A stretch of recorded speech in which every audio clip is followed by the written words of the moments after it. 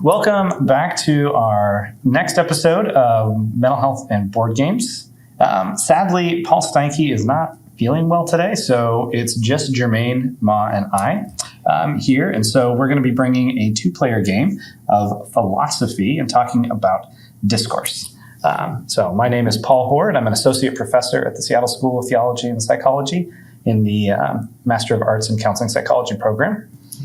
And I'm Jermaine Ma. I'm a visiting faculty of interdisciplinary studies at the grad school at the Seattle School of Theology and Psychology as well. It's a mouthful. It is a mouthful. TSS for short. Yeah. So today, like I said, we're playing this game, Philosophy. It's a newer game from publisher Quality Beast. And so the idea of this game is that it is meant to simulate a discussion between friends, a conversation among friends. And what I wanted to play this one for a number of reasons, because for one, Jermaine and I have actually done some presenting together on the topic of discourse here at the school, and I think this game simulates it in multiple layers that I'm hoping we can get into today. To start us off, I'm not going to give a full overview of the rules like before, but just sort of introduce some key concepts. Mainly this game, sort of like other two-player games like Go, you might say, is going to involve tile placement, where I'm going to, as a first player, I'll place a tile, and then Jermaine will respond placing her tile.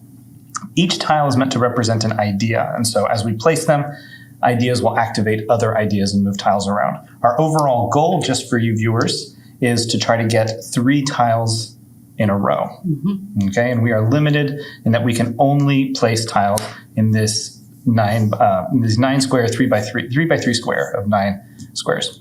There's a couple other ways to win. I don't think we'll have to worry about those today, but essentially when we play tiles, they will interact with each other's tiles and move them around. The last token I do want to note is this is the respect token. And so it has, interestingly, nothing to do with the game, other than, as far as winning is concerned, but has everything to do with our interaction between each other. So if Jermaine makes a move that I find really cool, I will just sort of slide this over to say, respect. Exactly. And then it's hers to either hold on to or pass back to me. Again, it has nothing to do with the win conditions of the game, but it's something about the space in between us. Mm-hmm. So, yeah, I think the first thing we're supposed to do as we play this is decide who goes first. Have a conversation about who wants to go first or who should go first. Yeah. Given that it takes me forever to decide on anything, I'm happy to go first just so that I can just put something down and not have to decide what to go next. I'm totally okay with that. Okay. Like we talked about last time with win conditions, right? So going into this, one of my win conditions is to have a good game with you. To tussle. To see how it goes. And this is a game that can be kind of crunchy. Yep. As far as trying to strategize each piece. I'm just going to randomly place this one here. Is there a reason why there's a circle here? I think it's just to indicate the center. That's the center? Okay. So I'm going to put it on the edge here and let you go. All right. Let's go ahead. Place that there. So the white indicates which tile it's going to activate, and the larger arrow indicates what impact. So it's going to go push your tile that direction. Cool. And I have to put something in that direction, and I only can interact with yours, which again, is my ideas will interact with your ideas. Yep. Okay, so I want to move yours this way.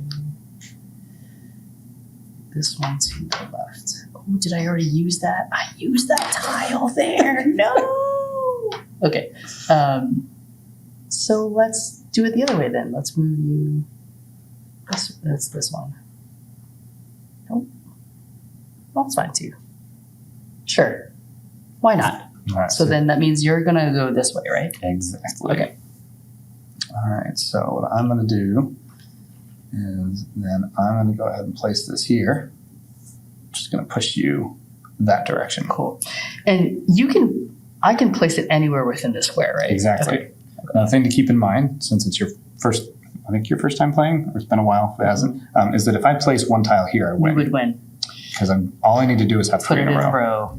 So you want to be cautious of that. I want to be able to move something in some direction. Mm-hmm. Mm-hmm. That's so true. Okay, so if I move this one here, this is the one that would move you this way, right? Yep. Okay, so Yeah, let's the other side. do this stuff. Well, it would move, not that one, but this one. Oh, right, it would move this one here. Yep. Okay. There you go. Perfect. This is like the chess part of the game, in terms of wanting to go a little bit ahead, but not. Yeah. So it's one of those games that it seemed like at this point, it's like one wrong move, Mm-hmm. and victory is like, it can be easily snatched if you don't see something, Yep. which is an interesting part of games, opposed to other games where you sort of like know, like we played Wingspan last Mhm. time, and you sort of see, you know when the ending is going to be there. This is one where you sort of teeter on, did I just give it away? Yeah, exactly. The age-old snatching defeat from the jaws of victory is something Yes. I'm quite familiar with. Move this here. So, okay, I think this is what I want to do. I want to put this here, which would move you this way, right? Mm-hmm. That's not what I want to do, but I already placed it. I mean, if you want to do something else, that's okay. I want to move you. No. I want to move you off the board. Can I move you off the board? I don't think there's anything that'll move me too. Darn. And I've already used this one, but flip you. Yep. I need you to move farther away from each other. Boo, this is terrible. So this is where the like, oh my goodness analysis, so the part of this game that starts feeling like chess starts coming out. If I do this, then that'll move that, and there's sort of this, like the tree branching of options. Mhm. And how many dominoes down the line can you? Can I just play this out so I can see it? So if I were Absolutely. to put myself here, Uh-huh. this would move, Yep, you can rotate that any direction you want. which is not what I want to do. I want to be able to, I can move it any direction I Yep, want. so you can move it like that, and then now I But would this move. would move here. Yep. But that still puts us. Actually, that's better. Yeah. Actually, that's a good move because then there's still enough space. Okay, I do want to do that. Yep, no, that's not bad. This is where, admittedly, games that simulate chess, because I have to think ahead, Mm-hmm. move wise, it makes me feel a little paralyzed. Because right now I can tell I'm on defense. Yeah. Whereas I'm nervous because if you get something here, that would be your 3 in a Yeah, row. that's true. So this one's going to activate 2 over, So you'll which point is actually me going to off. push you off. So when you can now replay that piece. Oh, I can. That idea can come back. The Again, idea can these- come. You pushed it out of the conversation, but I can bring it back But in. you can bring it back in a new way. Yeah. In a new way. Oh, I don't want to do that. Like, Maybe. no, I don't. I think you could win the game for me if you do. Exactly. Like, you'd be like, yay, thank you very much. I mean, I can. Placing there is the stops me from doing it. So, and this would move everybody this way, right? No, it would move this one over this Yep. way. Which actually is not bad. Until you do something that could move me away. The other win condition of the game is that if we reach a point where it's your turn to play Yeah. and you can't place one in the middle, one of the middle squares, the game ends and your opponent won. I mean, so technically, this is actually the only one that I can do to move you in a way that Yeah. doesn't make you win. All right. I think. There might have been another one that I just didn't I see. hope there's a way I can move myself to win. Let's see if I can do something here. All right. If I can.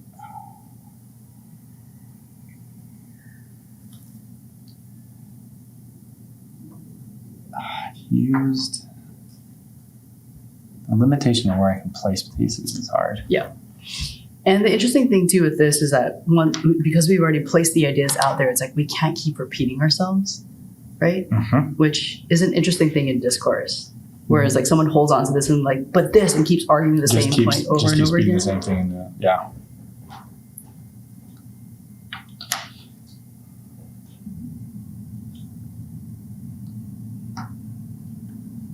So if I slide you out here. Okay. Ooh, that's tricky. Now you have several options. Yeah, my thought was to just kind of flood the center and push you out. Yeah. Okay, so now where's the one that I can push you? Is it this one? That pushes yourself. That pushes myself. This one pushes 2 away? Yep. Which doesn't help me. Oh, gosh. That was a really good move. Because you have several ways in which you can win here. Mm-hmm. Here and here. Or if I can get somebody here, if I can somehow push myself to there. Yep. Or to there. Good work. There's a way I can push this diagonally. There you go. That does it. Right? So if I put this here, this would all move this way, is that correct? So I would go here. I mean, you're still winning. Well, if I just place one right here. Right. But I don't know if there aren't many options here. This way. Can I push you? If you put it here and you push me that way. Yeah. That's probably the only option. Because then you move here. Yep. And you're not. Yep. Okay. And now you are almost winning here and almost winning here. Which I don't like. Thanks for that idea. Let me see if I can do something. I think I got it.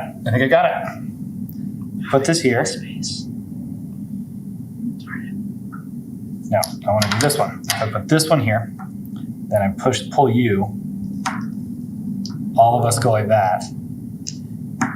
Nice. And I have it there. Good work. That was good. Oh, perfect. Good work. Thank you. Respect. I appreciate it. Thank you. That was a good move. I wasn't even attuned to that move that was out there.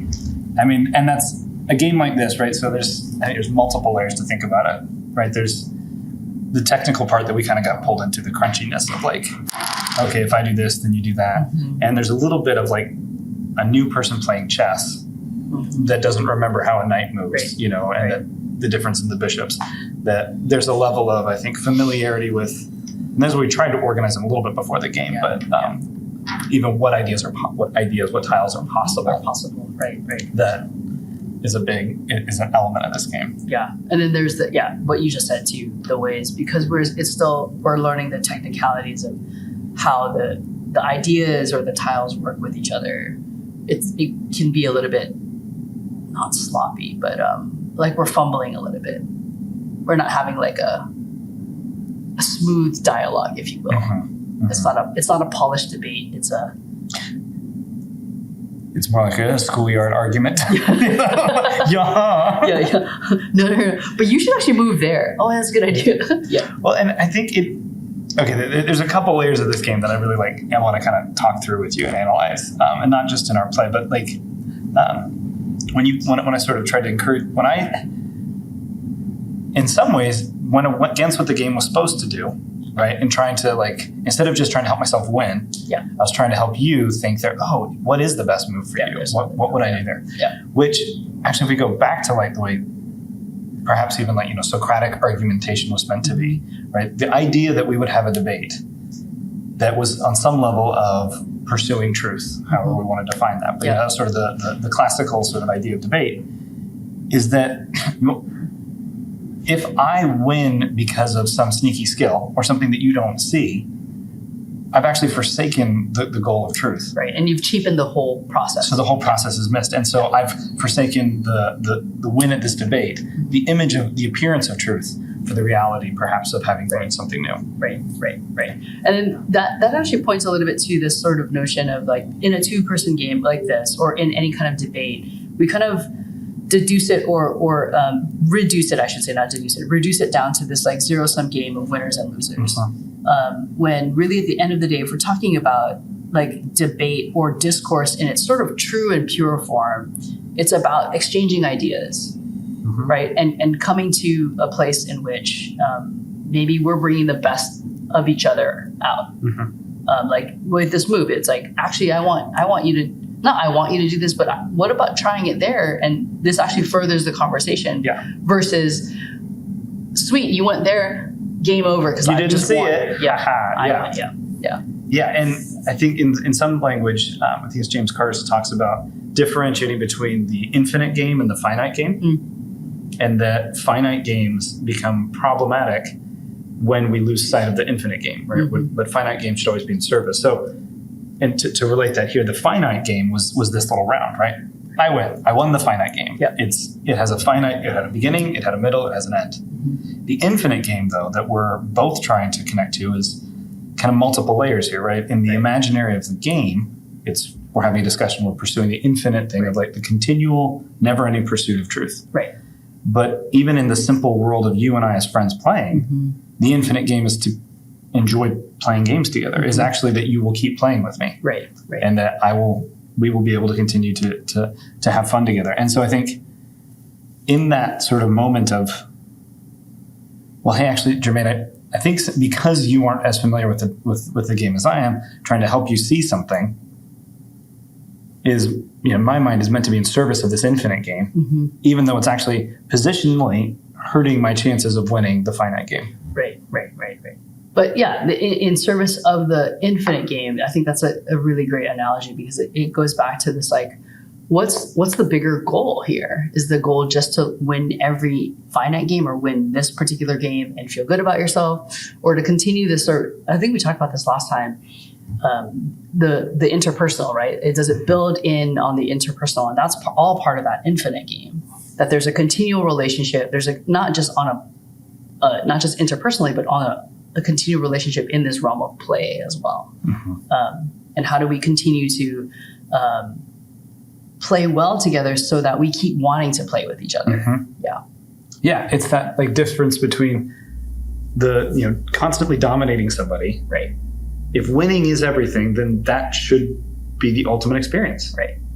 You win all the time. Congratulations. Yeah. But we all have had if I dominate every single time, then I actually stop playing. It's not fun. Yeah. And it's not fun to be dominated all the time. Right.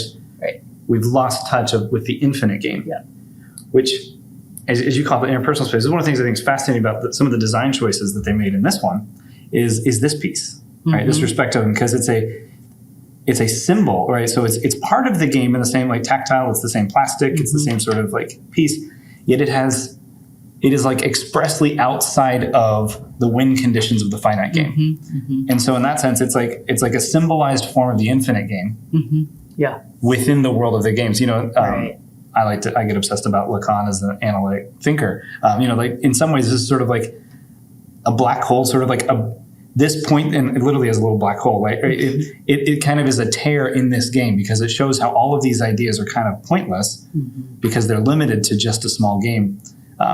And so by using the same format of that, it's actually a bit of the real. Right. Yep. That is attempted to be symbolized here, which I think is, it's fascinating, because for me, and this kind of building our discussion last time with Paul, right? I have my own desire to be seen as a winner. I want to feel like a winner. So do I actually care as much about winning the game, or do I care about getting this little piece from you? Do I want, is it respect I'm after? And the game is supposed to point to that? Right. Yeah, that's a good question. I mean, it's fun because I'm also thinking about what Paul would say here as well, even though he's not physically with us. But even just thinking about, this notion of respect and building in this infinite game, and how it seems for him like he wouldn't want to just, like, winning isn't everything for him. Yeah, it's more about the curation of perhaps is the respect tile going back and forth throughout the game as a way to signal towards this. We are succeeding in the infinite game, so to speak. That we're continuing to play that.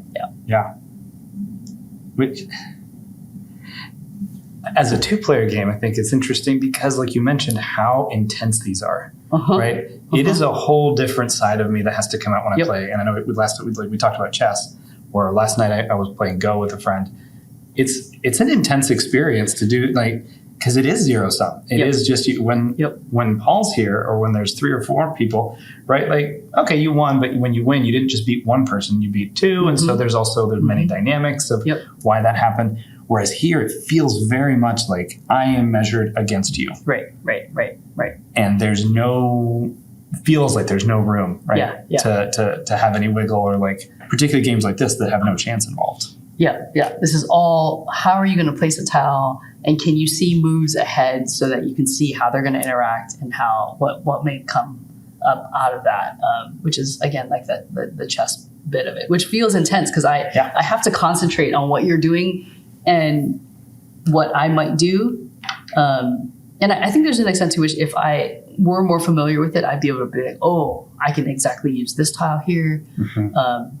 But it's hard to, it's interesting as a, in terms of, if we're talking about discourse and like this notion of philosophy and sharing ideas, I'm so fixated on trying to decide what to do next that I'm actually I'm barely paying attention to what you're doing, even though what you're doing affects how I respond. So it's interesting to get kind of caught up in the midst of the game, the techniques of the game itself, versus the sort of meta, what are we trying to accomplish here in terms of having a conversation, if these are actually ideas that are being shared and interacting with each other. So it is interesting. Well, and because in theory, I guess my experience of reading the rules and sort of listening to the designers was, some idea of like, you want the feel of a conversation. And I think in many ways, I love the lofty goal of a world we're in right now where discourse, where conversation, where disagreement is so fraught. It's so hard to disagree with somebody and to stay friends. And this is actually trying to in many ways simulate, hey, have a disagreement, but what if it's just a game? And what if that disagreement is always in service of, you're trying to play with each other. Right. You're trying to be in service of something else, which I think is a beautiful goal given today's world. And so there's a lot in the metaphor of what they decided to do with this abstract game that I want to dive into. But what the other side that struck me when I first played this was my initial thought was, why didn't they make it cooperative? And so maybe we can play with that for a second. For sure. What would change for you if this were somehow cooperative, that we had, say, like a particular pattern we were trying to reach or cause a particular number of, the chain reactions where if you move here, then it moves there. I mean, even in the way that you approach it, I mean, once we talk about a cooperative game, for me, there's something that shifts even internally within me. It's like, oh, we're not against each other. We're with each other. And even if in thinking about this in terms of like the greater debate that's going on in society now, we set up all our debates as if there needs to be a winner and there needs to be a loser. Versus what if we're talking about cooperation in society? I feel like there's an internal shift for me. So 90, that's maybe another conversation, but it would be, I think it's interesting because now the ideas are in service of something kind of similar to what we're saying, right? Like the way that we're playing this finite game, is it in service to the infinite game? And how I would then place my tiles I'm still paying attention to what you do, but it's for, like a greater goal. So I think it definitely would change the game for me if it were cooperative. And we had talked off camera about like, what if it were like limited, like you had an idea of where to go and we had, but I'm the only one who could move. That's also an interesting way of kind of putting some strategy there too. That could be, and there are different ways to gamify that, right? To put that in here, you could make this, I imagined like this, like a hockey puck that gets moved around by the ideas, and as a therapist, I was like, playing with the metaphor, like, this is like the symptom, right? Like this is the symptom. And like you try, as the therapist, you're working with your client to try to rearrange where the symptom lays within them, right? How to move it off the table, maybe. How to get rid of it, or which place we want to move it off to, or how to transform it into something else.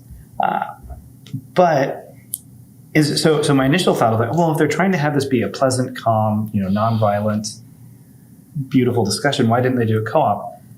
But I think there's something about, because it's a game, making it competitive also is a way of making a statement to say, like, actually, remember, discourse is a game, right? These arguments are a game that are meant to be in service of something else. And too often, today's world, I think, part of the reason that discourse or arguments, and I'm sorry for kind of misusing those words, that argumentation and discussion breaks down is because we make them matter too much.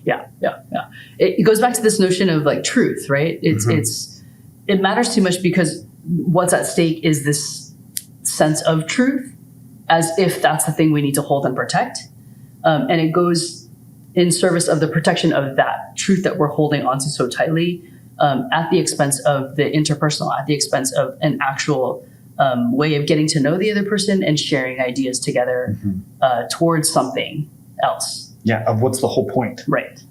The whole point of this was in search of something. Like, there's an infinite game. There's an infinite ideal of truth, if we want to, like capital T truth, that any argument is going to be an imperfect reflection of, and its only chance of pointing towards it is if we both kind of continue to strive towards it. Right. With the humility that whatever we do arrive at, right? This conclusion is not the conclusion. It's a conclusion this game reached between us at this time. Yeah. But it's not the truth, right? It's hopefully closer than we were at the beginning. But the whole point of a game is actually that you would finish it and then want to play it again. Right. As if like we've reflected a little bit of the truth and we're like, let's get there again. Yeah. Let's see if we can get maybe a different version or a different way of viewing this so-called truth. Yeah. What if I hadn't played this one so early? Right. Because actually, that's an important idea, but I didn't use it well, so I wasn't able to maximize my ideas. Right. And there's a building of something that, I mean, I think about this notion of synergy, right? Like that all, like the individual parts separate are one thing, but when they're put all together, something greater happens there. And you can only get there when, again, like the sum of the parts are greater than each individual things on its own. And so that becomes a different, I mean, again, if we bring it back to like win condition, it brings back a different kind of win condition where, and then again, maybe to mix metaphors a bit, really, if that's winning, having a new thing emerge out of this sort of interpersonal space, this discourse, this sharing of ideas together, if that's winning, then it's not just about you winning this game or me winning this game, but also there's not this as if like you winning this game means you get to protect your version of truth. And if that's the point of discourse, I mean, I think that's kind of where we're falling apart right now in society. Yeah. It's like this version is the one I have to hold on to, and I'm only going to hold on to this, and I'm going to use this as the winning thing all the time. Yep, and it needs to be protected against from yours. Whereas, like, what the game is highlighting is that your moves mess with me. Like my ideas don't stay the same. Because they were pushed around by your ideas, and in fact, they don't even arrive at a conclusion until we've kind of bumped into each other a few times and lost track of some ideas and brought them back. And, Yeah. Which is an interesting point, because I think in this, maybe in this day and age right now that we live in a very polarized kind of place, we get mad at each other for the ideas of the ideas that you put forth that tussle with mine. I'm like, no. Mine was the right one. Why are you moving that around? You should not move that around. Yeah. But there's something beautiful that actually does happen when the ideas are shifted at different perspectives brought about, and like you've forced my things around in some ways. And I'm like, oh, okay. It actually creates a new way that I get to place a different idea in the conversation now because of the way the conversation has gone, so to speak. I get to rethink it. And if that's threatening, and this maybe gets to a question of even identity, right? If that's threatening, if you're or my version of truth, my idea is impacted by yours, and suddenly that threatens me, then of course I won't do it, right? Then of course I'm going to protect against it. Right. But if there's something actually liberating or freeing by like, actually, I'm not bound by my imagination of what this piece means, what this idea is. In fact, like I imagined it would go here, but when you moved it and it moved over here and it suddenly moved things into position, that's actually really exciting. Yeah. But it requires a level of threat, or perceived threat, maybe a better way to say it, which may or may not be there, right? Discomfort even. Discomfort to be, to not be there, or to be lowered. And that's where who you're playing with, right? The fact that we're friends, that we talk about these, that we've been talking about discourse for a while, means like this game, I was able to stay, I feel like, more connected to an infinite game, even just in our little play here, than I have been, when I play chess and I'm like, it's all that matters. I'm like, and I can't sleep at night because of the mistakes I made type of thing. Yeah, I think that's really good perspective, maybe just in life in general. Like when we find that this game or this thing matters so much, we might want to ask ourselves, what is this in service to in terms of like the infinite game? Because is it that this one thing matters right now as much as I think it does? Or is it just a part of the next bigger sort of game that's at play? Yeah. Well, it's like a pyrrhic victory, right? If I win this game and you suddenly go, you're right, Paul. Okay, yes, I can see you win, and yet you now have bad taste in your mouth, or you feel dominated, or I feel guilty for like the kind of manipulative tricks I pulled, or something like that. Sure, I won the battle, but like it's a pyrrhic victory in terms of like the relational part, the things that actually matter. Yeah. The reason I'm even here. Yeah. Is gone.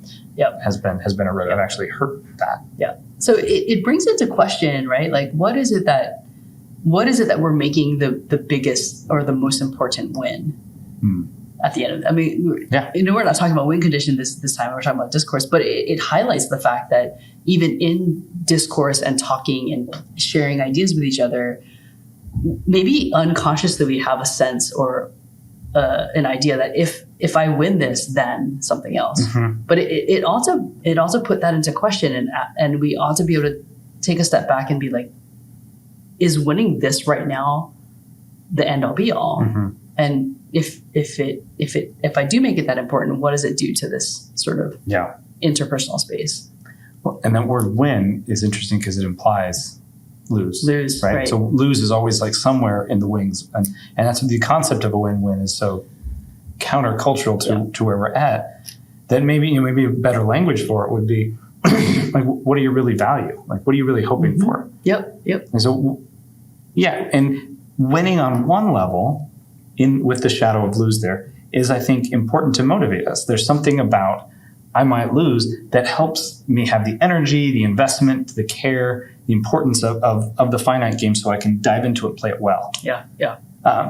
Because if winning is completely irrelevant, then it's a lot of thinking to figure out what goes where, and like suddenly that's work. That's not play. Yep. But if the distance between winning and my values gets too big, and like what I'm really after grows too much, then it actually starts undermining and being opposed to it, and winning becomes against like the bigger thing, reason I'm here. Yeah. And we've missed the larger infinite game that this is a part of. Yeah. And this is, I think we've highlighted this before too, where even in win condition, where it's like the concept that you just highlighted again, that the concept of winning is still important because it's still some of the motivation, or else what's the point of us doing this thing? And so, because there was a point maybe a few minutes ago when we were talking, and I'm like, well, getting to know each other and sharing the space is a good thing. It often is to what end? And if there isn't a sense of like a goal in mind, then why are we even doing this? Yeah. Almost goes to that nihilistic point of like, what's the point? What's the point of anything? Yeah, whatever. Yeah. So anyway, I think it's there's so many different levels in which we can talk about discourse and where we are in society, and also the importance of play in the midst of this, right? Yeah. Which, to take us back to the game, I think does so well, because play, as we talked about a bit while ago, is that holding the notion of both. Yep. This sort of nested reality. The nested realities, and the it's tactile. These are just little tokens, right? These are not ideas. Yep. It's purely our imagination that is going to give them the semblance of ideas.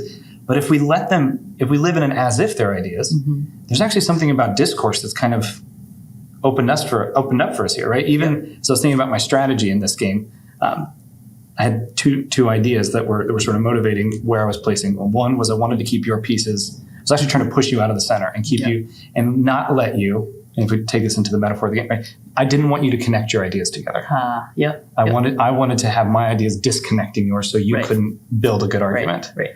And then I wanted to clog up the center. I wanted to take up so much space that you had to almost put me into a conclusion. Yep. Which is interesting because, like, if I think about what was my strategy was like, not don't let Paul win, which meant I was constantly on the defense, and which then meant every once in a while I'll put a thing there, and you're like, "Oh, that set you up really well." I was like, "Oh, it did." I had no idea because I was just like just playing defensive, just trying to stop Paul. Just stop Paul. I didn't have a deeper strategy than that. Than like you just articulated, like flood the center, push you out. Don't let your ideas connect to each other. I think mine was like, don't let his ideas connect to each other because that is when he would win. but in the the vocabulary of games or of discourse, right? Like that's I'm thinking about like the clinical training I do for students here, right? That's being a terrible therapist. Like I'm literally doing an attack on linking, as we would call it, and I'm taking up too much space. And so there's a way in which you could argue this game is encouraging, if I take the metaphor for it, right, a way of being in the world and a way of of talking to each other that is really aggressive, that's really kind of obnoxious at best, if not bullying, right? I'm pushing you away, I'm not letting you make connections. Yep. And so if this weren't a game, I was a jerk. Right? On a simple level, if this weren't a game, no, I that's not the kind of human being I want to be. But that is the kind of human being that part of me is. Yeah, which is interesting, right? Which is interesting. There is, obviously this is in me, and this is this kind of way of thinking. And I don't want to pretend that's not in me. And yet I do want to have ways that isn't in service of harming. And I think games provide this sort of protection, right? I can think strategically. I can try to like undermine your plans. Yeah. But I'm doing it in a way that's actually meant to connect us if I can keep the infinite game in mind. Right. And that's the key. Like if we can keep the infinite game in mind, then it protects us against our like shadows or the darker sides of us from coming out, because the darker sides that come out are like the finite game is the one to win. This moment is what matters. Yeah. It's just this. Yeah. Well, I actually like that you took it from a me to a we right there. I said I, and then you said if we remember that. And I think you're actually right, because maybe I've got like, the bigger picture of this in mind, and you're like, Paul, you're being a jerk right now. In which case, it doesn't matter what I have. Like the in-between space, like I'm not, this has now become a signal of a middle finger as opposed to respect. Of like, oh, nice move, Paul. Thanks a lot. Yeah. Right? Yep. And so I think that is that like, that infinite game is also, it's not just internal, it's in between. Yeah. It's interesting. I mean, even just you pointing out that I said we as opposed to I is interesting. I think it's a part of just, I think part of the way I function probably as an Asian American. Like I just tend to think in terms of we as opposed to I. And so I think it's interesting to just, even as we're talking about this and reflecting back to each other, how we do this. And even what you're saying, like if, you putting all the things in the center and pushing things out, actually that's kind of jerky, and interesting. And as you said that, I was like, interesting, because what I did was I was just going to be flexible, and I was going to like try to just, when you moved, I was going to react to it, which is very typical of generally how I do life. There isn't a lot of, unless I know for sure, especially in places like this where I'm not really sure about this game. So I'm just going to kind of go in and see how it goes. Just try a piece. See how it goes. And so I think it's just an interesting, it also, games has this ability, if we take the time to be introspective about it, it reveals a lot about who we are, and the way that we play and the way that we show up in games is probably a lot about, how we live in the world. Yeah. Oh.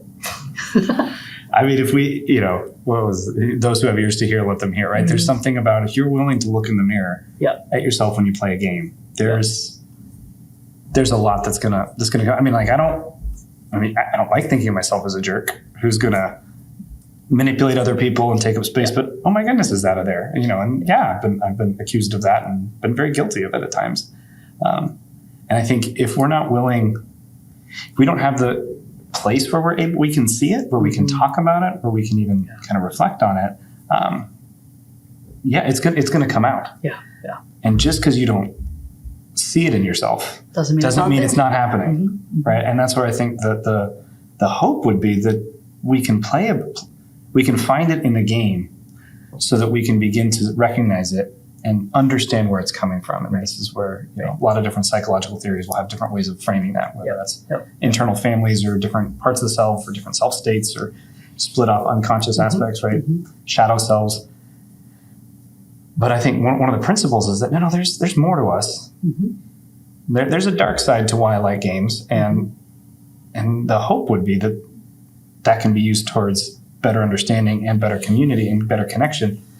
And this game can be in service of a beautiful discourse, as opposed to it's got this spray painted happiness on it, but really this is like a chess level fight to the death, and one of us is going to kill the other. Right? Yeah.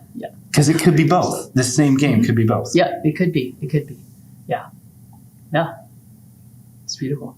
Yeah. I think we should play again. I was going to ask you, just about to ask you, do you want to play one? You want to play one more time and see where we go? Okay. Let's play one more time. Let's give it a shot. And I wonder if we'll be able to talk more while we're playing. Actually, it was like thinking of like. Again, that's the sense, right? Like a game is good when you're like, let's do that again. Let's run it back. Because the running it back is a sign that actually maybe it's a sign that either we played or the competitive side of me is like, I'm going to win this time. Now I'm getting it. Or I want to improve. I would say the self-improvement side of me. Do you want to go first again, or would you like me to? You can go first this time while I arrange my tiles. All right. I'm going to place that there. Oh, I realized we didn't run into this, but I think the first person is not allowed to take the center. Oh, okay. That's the other reason the circle's there. Okay. That's Apologies for forgetting that. It's all right. No worries. You go ahead. I'll let you think. Stuff I was going to say about that. No, it's good. And one of the things that I know about myself is it takes me forever to think. This way, yes. I'm just going to push me out. Pushing you out. Just pushing me out, just like that. So what I was thinking about this piece is that this is just me, right? And this may be even one of the differences between like Paul and I. Like as you were saying, to Paul, it might be like the movement of this would be part of it. Like if this is too freely given, all of its value is imaginary, right? It only matters as long as you and I think it matters. And so if I'm like, oh, good play, Jermaine, too quickly, right? Yeah. Suddenly I've actually undermined and it's become a form of almost even an insult. Like if I gave it to you right now, you're like, that was a great placement. And you're like, but it was the first tile. It was the first tile. It was, then it undermines it. Right. That's good. And so there is something about like, because the meaning of this piece is so contextually embedded for you and I right now. Right. It's so true. Like, in my mind, I have an idea of where I want you to go, but then it's like finding the tile that says the thing that communicates the idea I want to see happen. It makes the thing happen. All right. All of my order is now disordered. Let's move you over there now. Okay, yeah. The arrows can get real confusing real fast. Okay. But I could go here, and this one could go this way, right? Yep. Yeah, that's... Spreading my pieces out like that, huh? Yep. All right. It's a good piece. No, that's going to set you up to win. You are one away from winning if I do that. That's a bad call. Oh, man. All right, I think then I'm just going to do this. If I put it here, you would move. This would move here, which would be setting you. That would. Yeah, I think it might be a checkmate situation. It might be. Respect. I think that was because I don't think I can. None of these are gonna do anything to make you move in a way. Yeah, taking that center ended up being pretty powerful in this one. Right. And I don't even know if I considered that center position, which is interesting. Yeah. Like I didn't consider Yeah, because you're right. Because the center position is like you have. It's like you have access to everything. Yeah, you're kind of positioned there. Nice. Yeah, I was worried about you the whole time. There were a couple of moves I was like, oh, I could win this. Well, you saw the one I almost set you up to win. In one way you could say I did because I put my hand there. So fun. It's interesting too because it was only 3 turns. Yeah. Whereas the other one was like a little bit more clunky. Yeah, a lot more happening. Yeah. Nice. Which goes back to the kind of game that this one is sort of like. Maybe I keep using chess, but like the game ends whenever a particular condition is met, not necessarily after a certain number of turns or rounds or times. So we didn't know this game could have gone on for another 5-10 minutes, or it could just end right there. Yep. Yeah, fascinating. I think that's an interesting again, what you pointed out too, the strategy of the middle. And the center piece and how that's like the axis, which is also why it makes sense that like the first player can't dominate there. Which then would make me think the second person ought to just put their tile there. Ought to go there. Right. If they can. And how that might change the game in terms of like, that's the strategy. Go for the center. Which is how. Be the center. Well, which is another part of the way games evolve, right? The first time you play it, you're learning it. The second time, you're like, oh, this happened. So now this is now part of it. And then as you and I play, now we both know that we both think the center is good. Yeah. And so we're both playing with that in mind. Yeah. And the game itself evolves, which in the metaphor of discourse probably also is like, well, I know. We're both going to try to like be the first one to talk or be the first one to make a point. To say, no, this is the center. This is the center thing. We're arguing over. Yep. It also is interesting to me, like why they designed it for this smaller space as opposed to like a much larger space. And then even the contours of the board. Yeah. I from a game design point of view, I'd be curious like how many iterations they tried. Like did they have a square board first and then be like, oh, actually no. It's interesting because then you have different areas in which people get knocked off the board. Like getting here, it's actually real easy to get knocked off. Right. If you go in the corners. But the corners are also probably good places to go. I do also like how, like, even though this one wasn't in the center, it created a possibility of several different potential wins. And so there is the, like, even set yourself up to be pushed into a win that you can be. So the center's important, but also being able to be pushed out in the right way. Yep.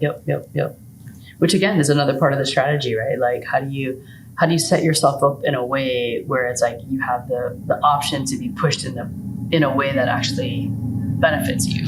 Yeah. Fascinating. So does this, just bringing back to like, our conversation somewhat is centered around this idea of discourse, and if discourse is on some level like a broader form of like a way of talking about communication, and there's different types of discourse. This is setting up, I think, it says it's a conversation, but it's kind of an argument.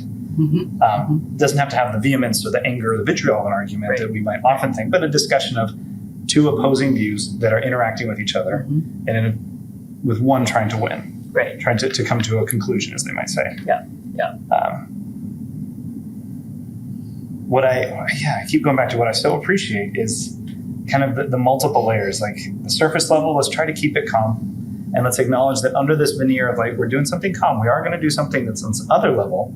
It's pretty intense kind of like sparring, but we're only doing that because it's undergirded by a desire for a connection between the two of us, like respect for even kind of sitting there and thinking it through.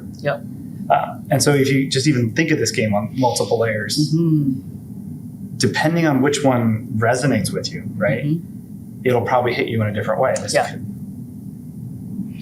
No, definitely. It's so interesting to see the different layers of all that's going on here, with something very, quite frankly, simple. It's just tiles on a piece of cardboard. With some lines drawn. Which again, then you bring this back to that sort of symbolic. It's like it's just a tile with a piece of plastic thing that we turned into something meaningful. By creating a space in which yeah, we've like sort of agreed to the terms of how this is going to go. Yeah. And I don't know, if I think about discourse too, maybe in greater society too, just like thinking about like how maybe oftentimes that's where it fails because there isn't an agreement to what the terms in which we are entering into a conversation or a debate or a argument or whatever we're going to say. Or an agreement on what it's unto. Yes. Right. There isn't an agreement on why we're even going through this. Yeah. And so we're each coming in it with different ideas, and then I would say different win conditions. Where then when we curate separate realities that doesn't involve your opponent, that doesn't involve the well-being of the other. Yeah. Then the other one, then you become an object to me, or I become an object to you. Yes. Yeah. And just an opponent, as opposed to part of the us that's engaged in this. That we're doing this for the service of all of us. Yeah. Well, and I keep using the metaphor of therapy, right? Therapy, and I teach it, right? Some of the techniques in therapy can feel manipulative.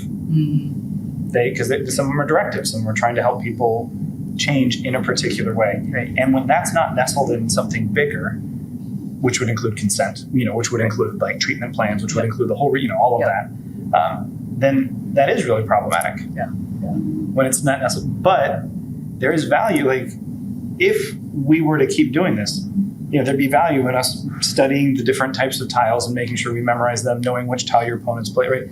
My guess is that there's a layer. There are so many more layers to the strategy of this game that you and I aren't even scratching. Right. Like with chess, right? You can learn the pieces, but then memorizing all the openings and everything else just takes you to another level of play. Multiple, so many more layers. Yeah.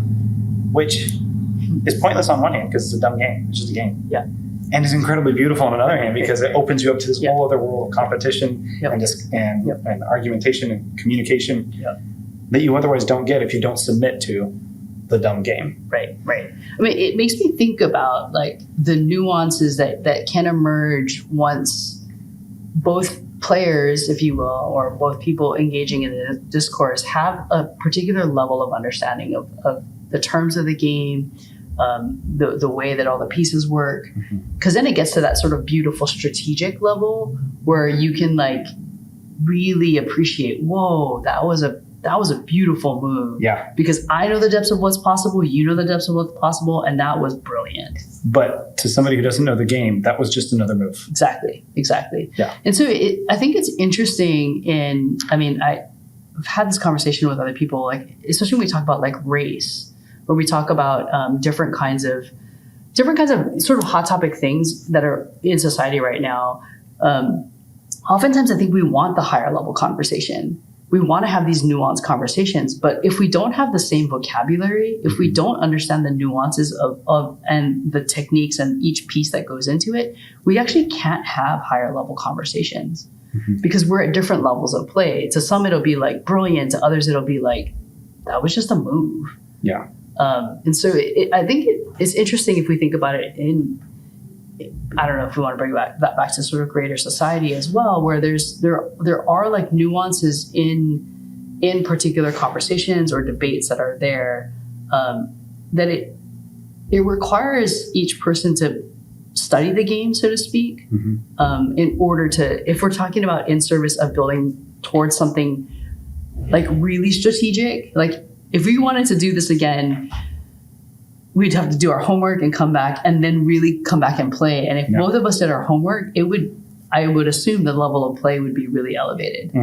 I think about that with sports too, right? Like you can't expect an NBA player or a WNBA player to play with like an elementary school person who's just learning to play the game. Yeah. It's what do we do? Yeah. The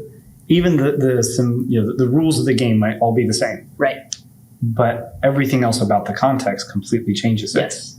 I think, like you said, one of the other times, about like sometimes when you play pickleball, like you want to really put yourself out there, like a competitive really game. Yep. Yeah, and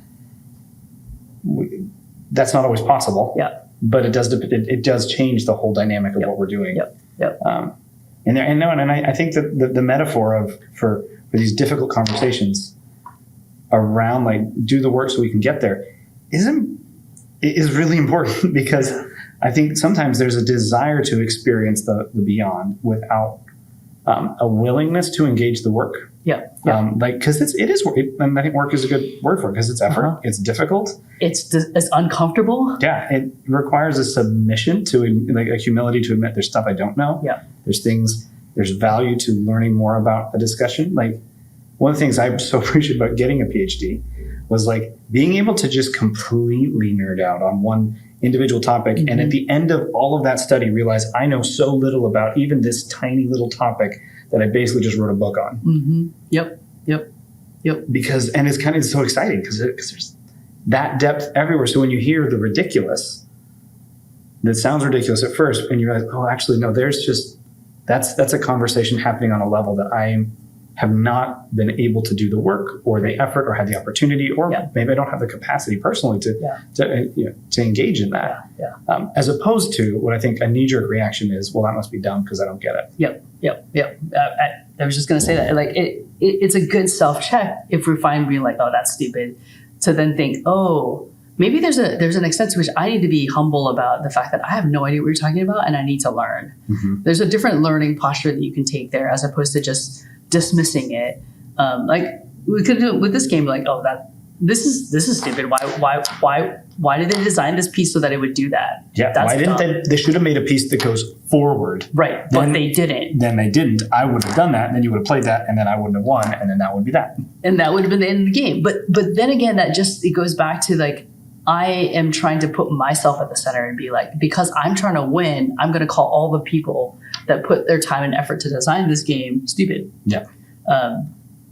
As opposed to learning, like, oh, actually, there's a different piece that I could maybe use because there's a different higher level strategy that I didn't even know existed yet.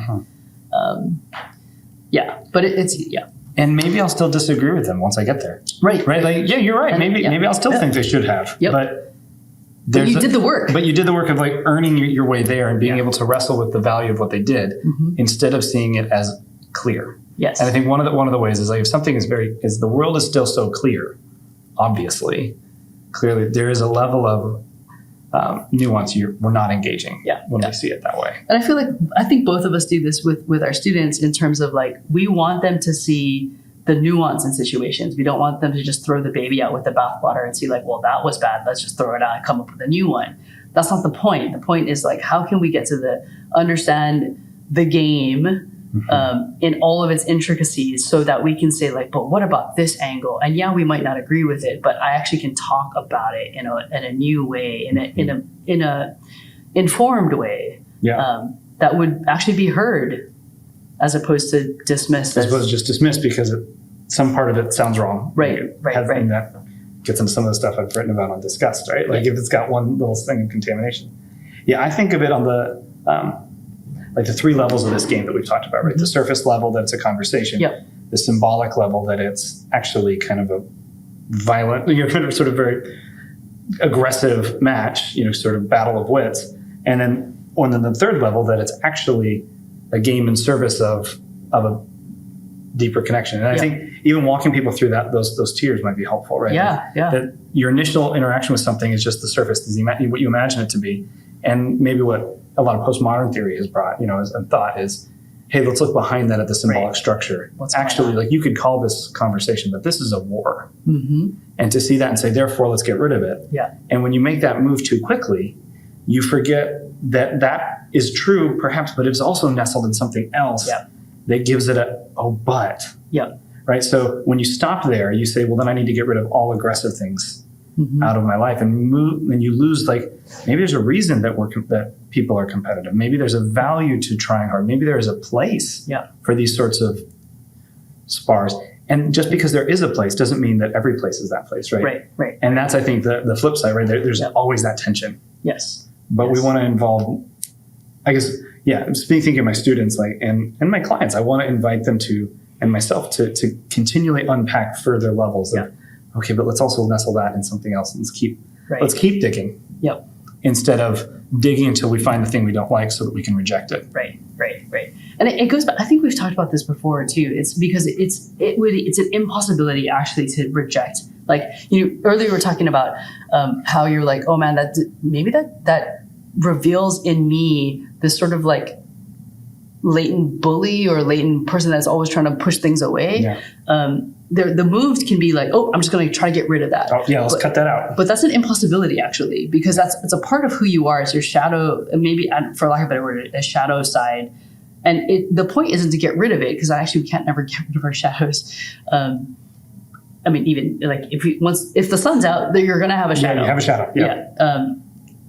But is to understand where the shadow is and to say you have your place, but you're not gonna take over the entirety of my life. Mm-hmm. But until we can recognize that shadow and say and give it its place, we actually can't tame it at all. Yeah.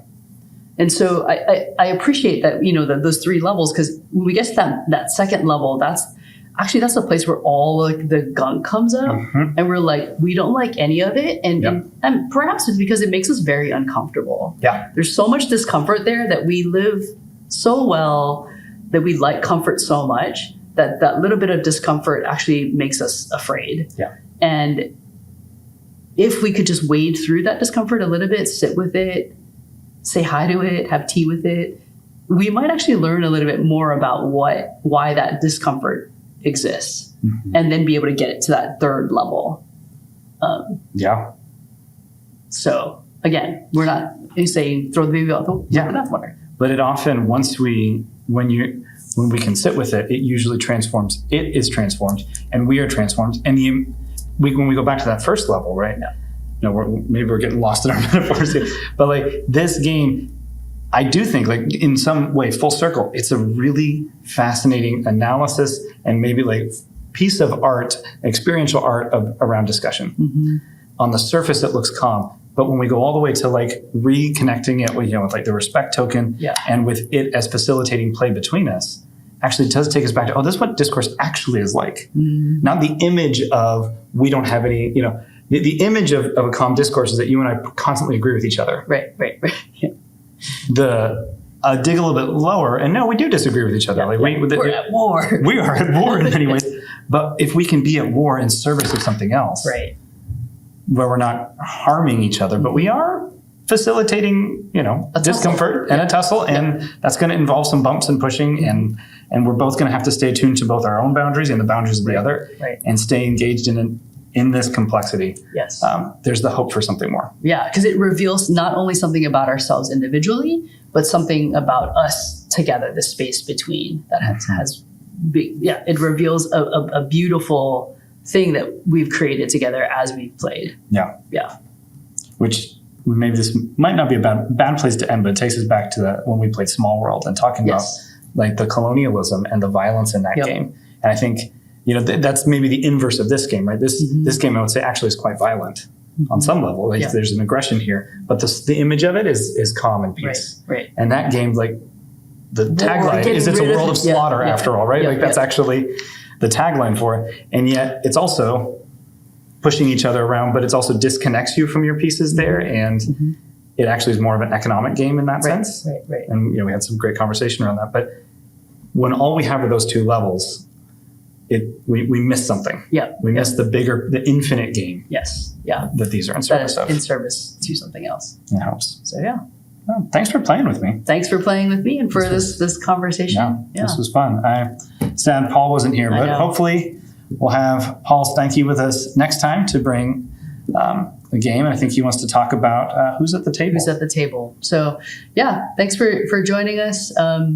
Get better, Paul, and we'll look forward to having you guys together. And maybe we just invite anybody in the comments, if there is a game that for you has been able to sort of help you think beyond like what the game seems to be about to what kind of interactions the game invites, and then what it seems to be in service of. One that's facilitated that kind of reflection. Love to hear about it. Yeah. Or any suggestions you have for us. For sure. And if you have any comments or thoughts that maybe we sparked in our conversation, we would love to hear that in the comments as well. So please do let us know what you're interacting with as we chat and play. Yeah. Thanks again. Thanks.